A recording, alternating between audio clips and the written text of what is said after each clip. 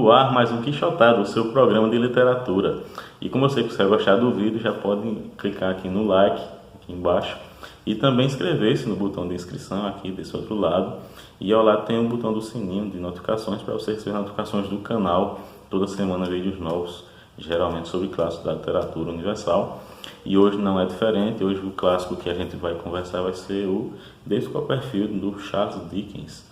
Charles Dickens, que era o mais popular escritor da era vitoriana, ainda continua sendo, né, o escritor da era vitoriana que mais você encontra livros para comprar, né, edições, filmes baseados em obras dele, principalmente Um Conto de Natal. E o David Copperfield é o romance preferido da maioria dos fãs do Charles Dickens, e ele também gostava muito desse livro, considerava o seu melhor livro. Eu particularmente prefiro o Conto de Duas Cidades, mas eu vou falar aqui sobre esse livro porque algumas pessoas gostam tanto dele porque eu não gostei tanto assim. Depois da vinheta final, eu também vou fazer um paralelo entre o final do romance do David Copperfield juntamente com a vida matrimonial do Charles Dickens. Vou traçar um paralelo entre as duas. Para quem não gosta de spoiler, eu sugiro que deixe o vídeo até a vinheta final. Aqueles que gostam de spoiler, então, que já leram o livro e querem apenas aprofundar mais a sua visão sobre ele, sugiro que vejam o pós-créditos.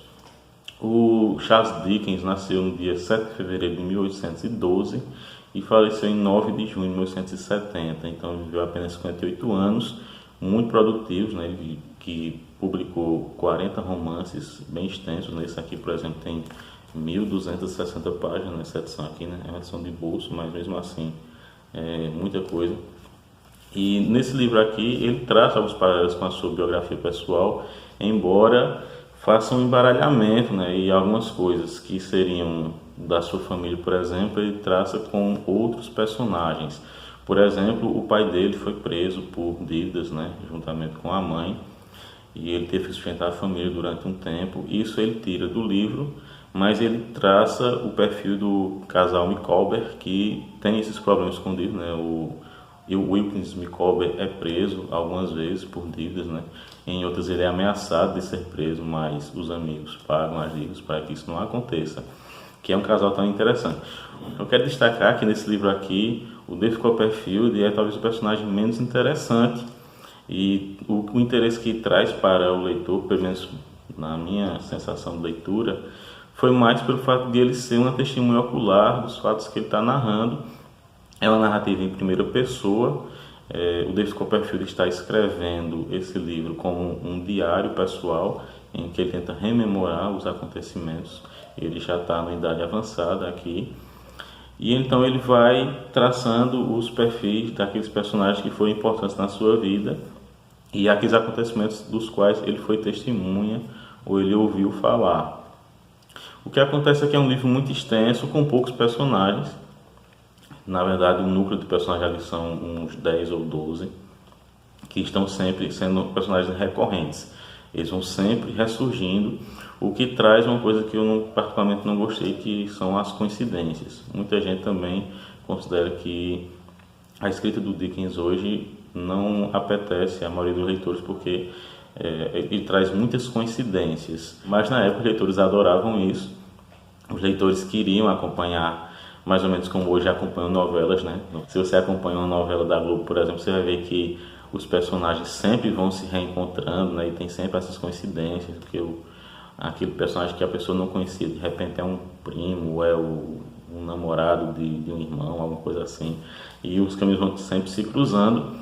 E o Dickens faz isso muito bem no seu romance, o que para mim não é particularmente algo atrativo, mas que é atrativo para o leitor médio, né? O telespectador das novelas adora isso. Então, naquela época, as escritas do Charles Dickens era para esse público, inclusive ele era publicado como uma forma de folhetim.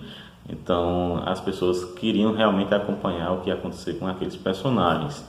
Então, o enredo da vida do David Copperfield é basicamente o seguinte: ele já nasce órfão de pai, a sua mãe casa com um cara que é péssimo, né, o padrasto dele, o Sr. Murdstone, que traz a irmã também, a Sra. Murdstone, uma solteirona que vive com ele. E ele ficou vive o inferno nessa casa, até que ele fica também órfão de mãe, e então ele vai embora morar com uma tia, com a Betsy Trotwood. E essa tia do David Copperfield passa a chamá-lo de Trotwood, né, o sobrenome dela, como se ela o tivesse adotado. E um aspecto interessante da obra é que o Dickens deixa que as pessoas mudem o nome do David Copperfield de forma a mostrar como ele tem uma personalidade frágil, né? Ele não se impõe. Então a Betsy Trotwood vai chamar de Trotwood, Dora muda o nome dele para Dodie. E o caso mais emblemático é o do Steerforth, o amigo dele, o colega de escola, que passa a chamá-lo de Daisy, né? Ele, ao invés de chamá-lo de David, chamam de Daisy, que é Margarida em inglês, né? Inclusive é uma forma meio de emasculá-lo ou feminilizá-lo. Durante seus estudos, ele vai morar na casa do Sr. Wickfield, e lá ele conhece a jovem Agnes Wickfield, que ele vai tratar durante todo o romance como a sua irmã, uma espécie de irmã adotiva, mas que ao final vai aflorar um romance entre os dois, depois do primeiro casamento dele com a Dora.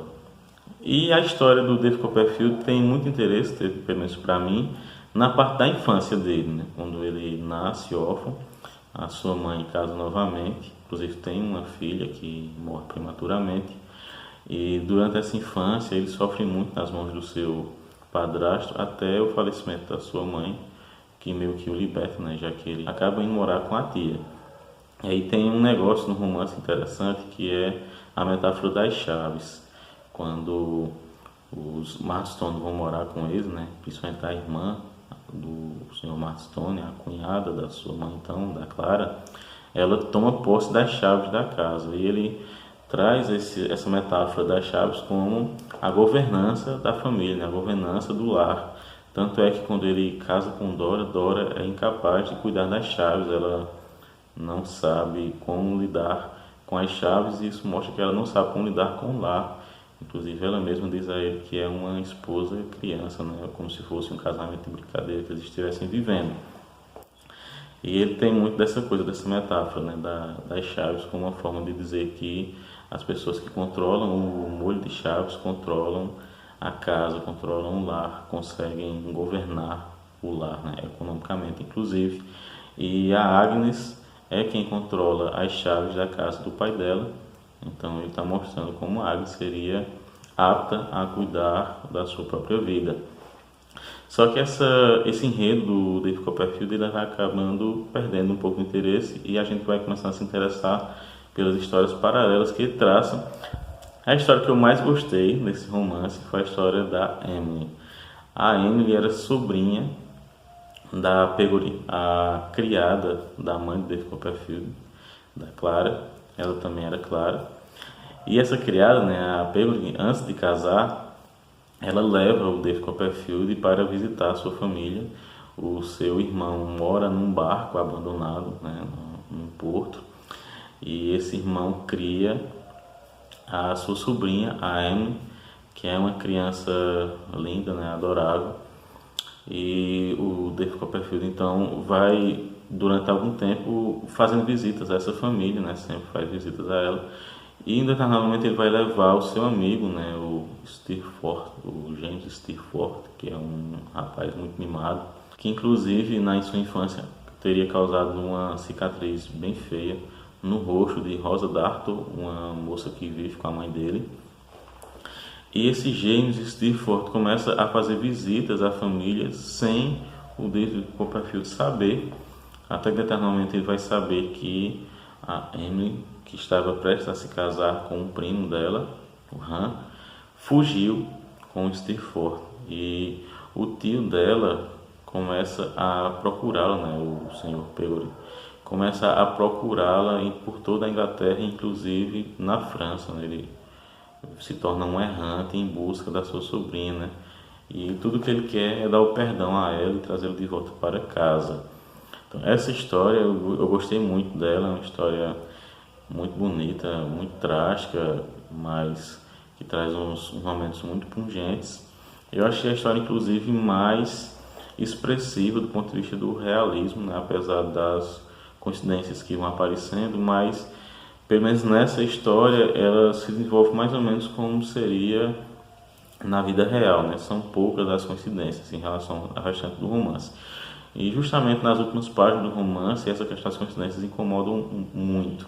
As últimas 200 páginas eu achei bem maçantes, porque justamente ele tem essa necessidade novelista de trazer os destinos de todos os personagens que foram aparecendo. Então, parece final mesmo novela das 8, né? Aquele último capítulo, os últimos capítulos em que vai mostrando quem casou com quem teve filho, quem foi preso. Eu achei isso bem chato. A vida não é assim, a gente cruza com milhares de pessoas, das quais nunca vamos saber quais foram os seus destinos, né? E ele aqui tenta traçar os destinos, os paralelos de todos os personagens. Isso eu achei bem chato. Mas é uma escrita que cativa assim o leitor quer saber o que vai acontecer nos próximos capítulos. E inclusive eu entendo que muitos leitores tiveram essa curiosidade que eu não tive, né? Eles queriam saber o que ia acontecer com os personagens, quais seriam os seus destinos finais, os seus felizes para sempre, digamos assim. Um personagem que merece um destaque também na resenha é o Uriah Heep. Ele foi colega de escola do David Copperfield e então, em determinado momento, ele se torna sócio do Sr. Wickfield, né, do pai da Agnes, e nessa sociedade ele vai dominando o Sr. Wickfield cada vez mais porque ele faz alguns negócios que acabam levando muitas pessoas à ruína, né, e o Sr. Wickfield fica pensando que o responsável é ele, né, porque ele vê lá as assinaturas, só que na verdade ele é levado ao erro pelo Heep. O Heep que é sempre mostrado como alguém que se mostra humilde, né? Então, o Copperfield aqui está criticando essa falsa humildade, né? Essa ambição escondida pela bajulação, né? A mãe do Uriah Heep sempre o recomenda a ser humilde e ela sempre diz para todo mundo que eles são muito humildes, que eles são muito honestos por causa dessa humildade, mas na verdade o Uriah Heep mostra que essa falsa humildade, né? Essa bajulação, na verdade só leva as pessoas à ruína e é só uma questão de interesse. Ele é o grande vilão do livro, é interessante esse personagem. É interessante também notar que o Charles Dickens critica muito o contexto social no seu livro, né? Ele critica muito a questão, por exemplo, da humilhação das classes inferiores, né? Das dificuldades financeiras, como ele mostra no casal Micawber, por exemplo, nas prisões por dívidas.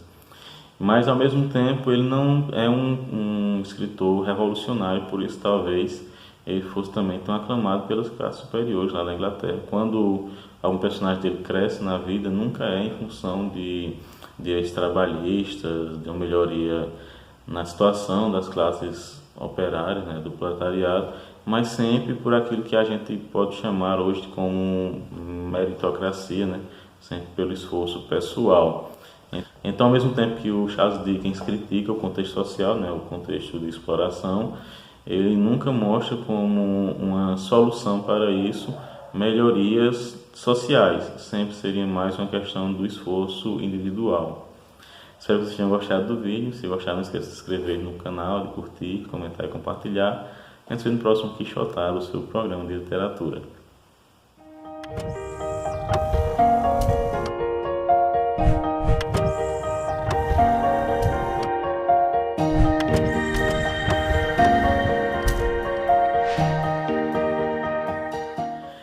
Nessa questão do paralelo entre o matrimônio do Charles Dickens e a história que ele trata no David Copperfield, é interessante que o David Copperfield foi publicado em forma de folhetim entre 1849 e 1850, então talvez esse sentimento que ele passa em relação a Agnes, né, a mãe dos seus 10 filhos, que ele diz que é o anjo que lhe guarda e que é a luz que o ilumina, na história pessoal dele, isso muda muito na década de 50, 1955. Ele tenta, inclusive, internar a esposa e fica com um ódio mortal do médico que não permite que ela seja internada no manicômio. E em 1858 ele acaba se divorciando dela, né? E vai ter um caso com uma atriz. Então é interessante notar que esse romantismo que a gente vê, né, esse sentimentalismo que está ao final do romance do David Copperfield, não se sustentou na vida particular do Charles Dickens. Ele passou o final de sua vida fazendo leituras públicas de suas obras, que era algo muito popular, muita gente ia como se fosse realmente um teatro assistir, só que muita gente acredita que justamente por causa dessas apresentações públicas, né, e inclusive ele se apresentou nos Estados Unidos. Ele acabou se cansando demais, deteriorou muito a sua saúde e ele acabou morrendo provavelmente por causa de um AVC em 1870, de forma bem prematura, né, aos 58 anos de idade. Até o próximo Quixotado, o seu programa de literatura.